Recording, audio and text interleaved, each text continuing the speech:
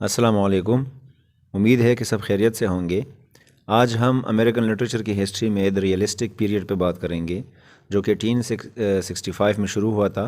اور 1900 میں مطلب 20 سینچری کے سٹارٹ میں ختم ہوا تھا۔ تو شروع کرتے ہیں۔ بعض دفعہ اس ایج کو realism period of American literature بھی کہا جاتا ہے۔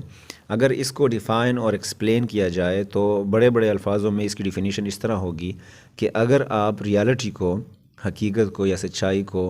ایک اچھے اور ایماندار طریقے سے ریپریزنٹ کریں گے تو وہ جو ہے وہ ریئلزم ہے۔ اور بعض دفعہ یہ بھی ہے کہ یہ ایک لٹریری ٹیکنیک ہے جو بہت سارے لوگوں نے، رائٹرز نے،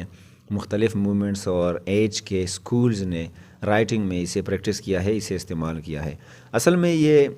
رومانٹسزم کے اگینسٹ ایک موومنٹ ہے اور یہ رومانٹسزم کے خلاف ایک ریئیکشن تھا، اور یہ جو لوگ تھے یہ سائنس میں بہت زیادہ انٹرسٹڈ تھے، ان کے میتھڈز وغیرہ میں بہت زیادہ انٹرسٹڈ تھے، اور ریشنل فلسفی جو ہے، جو وجہ پہ بیس، مقصد پہ، ریزن پہ بیس جو فلسفی ہے، یہ اس سے بہت زیادہ انفلوئنس ہے، اور یہ مڈل کلاس زندگی کو ریپریزنٹ کرتے ہیں۔ اگر آپ رومانٹکس کو دیکھتے ہیں، وہ برٹش کے ہو یا ادھر ہو، تو ان لوگوں کو پیسے کا اتنا مسئلہ نہیں تھا، جان کیٹس کے علاوہ اگر برٹش میں بات کریں،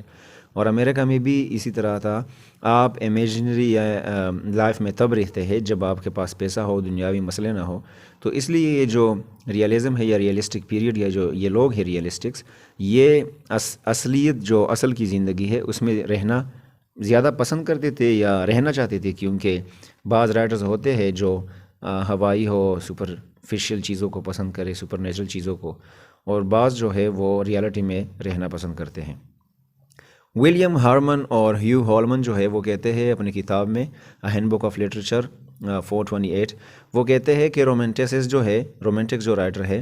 وہ جلدی میں اگر کوئی فیصلہ کریں گے یا کوئی بات کریں گے تو وہ آئیڈیالزم کی طرف جائیں گے، یا جو آئیڈیل ہوگا اس چیزوں کا ریفرنس دیں گے۔ اگر نیچرلسٹ کو دیکھے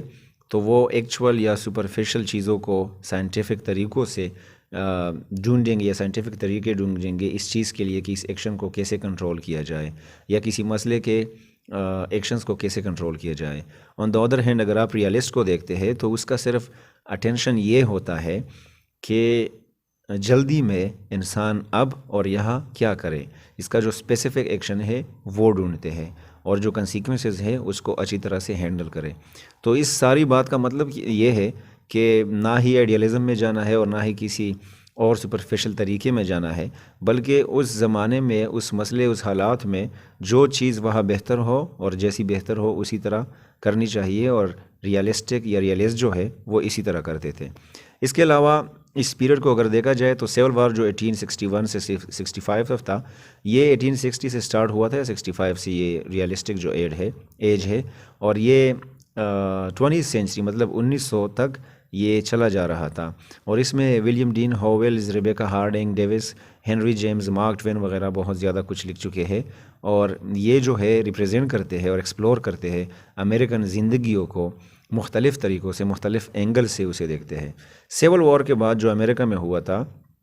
اس کے بعد انڈسٹریلائزیشن یا پھر اربنائزیشن بہت زیادہ ہوا، اس کے ریٹس بہت زیادہ انکریز ہوئے، بڑھ گئے، مطلب انڈسٹریز بہت زیادہ بڑھ گئے، جس طرح وکٹورین ایج میں تھا یو کے میں، برٹش میں، اور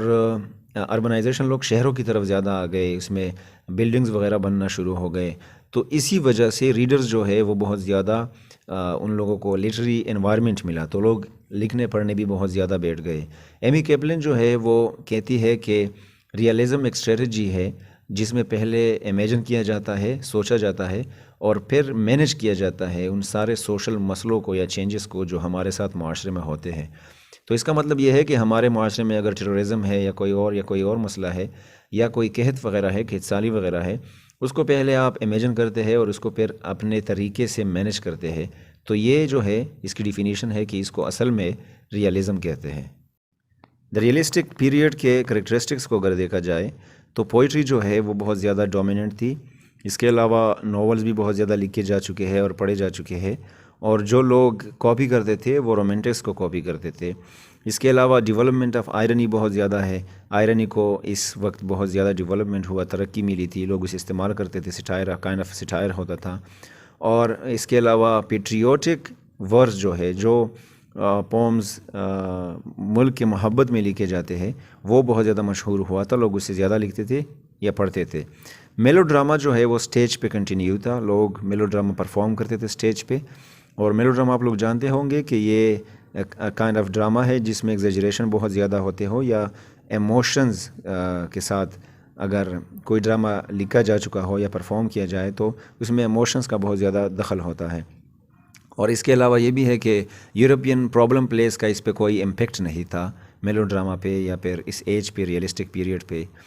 میلو ڈرامہ تو آپ لوگوں کو پتہ چل گیا، پرابلم پلیس جو ہے وہ یورپ میں بہت زیادہ تھے، آج کل بھی لکھے جاتے ہیں۔ پرابلم پلیس کا مطلب ہے کہ اس میں کوئی سوشل ایشوز کو دکھایا جاتا ہے اور لوگ اسے ٹھیک کرتے ہیں، یا پھر کسی مسئلے کو دکھایا جائے تو یہ ایک پرابلم پلے ہے۔ فکشن جو ہے انہوں نے بہت ساری چیزوں کو ایکسپیرینس کیا، جو فکشن جنرا ہے پروز میں، ٹربولنس کو ایکسپیرینس کیا، اسکیپٹیسزم کو اور ڈس ایلوژنمنٹ کو۔ اس کا مطلب یہ ہے کہ فکشن جو لوگ لکھتے تھے اس میں ڈس آرڈر بہت زیادہ تھا، ڈاؤٹ کے بارے میں یا ڈاؤٹ لکھتے تھے اس میں، اور مسٹیکن بلیف وغیرہ یہ سارے کے سارے فکشن میں لکھے جا چکے ہیں۔ آپ لوگ اگر امریکن لٹریچر کو دیکھتے ہیں تو یہ ساری چیزیں اس میں بہت زیادہ ہے۔ اگر آپ شارٹ سٹوریز بھی دیکھتے ہیں بہت سارے رائٹرز کی، تو وہ برٹش کے شارٹ سٹوریز سے بہت زیادہ یا تو ہارر ہوں گے، یا آپ لوگوں کو ادھر ڈاؤٹ وغیرہ یہ چیزیں بہت زیادہ دیکھنے کو ملے گی۔ اس کے علاوہ ہسٹوریکل ناولز اس ایج میں لکھے گئے ہیں۔ پریگمنٹیسزم جو ہے وہ بھی اس ایج میں بہت زیادہ تھا، عملیت پسندی یا مسئلے کو حل کرنا جسے کہتے ہیں، اور یہ امریکن لائف پہ بہت زیادہ کرٹیکلی یہ چیز اپلائی کیا گیا تھا۔ اور اس ایج میں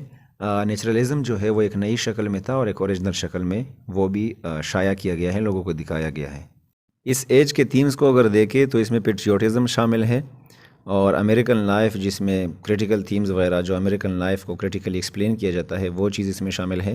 ڈارونزم جو ہے، جو ڈارون تھیوری ہے سائنس وغیرہ، وہ اس میں شامل ہے۔ سپرمین، وہ سپرمین نہیں جو ایک سپر نیچرل پاور وغیرہ رکھتا ہے، بلکہ وہ جو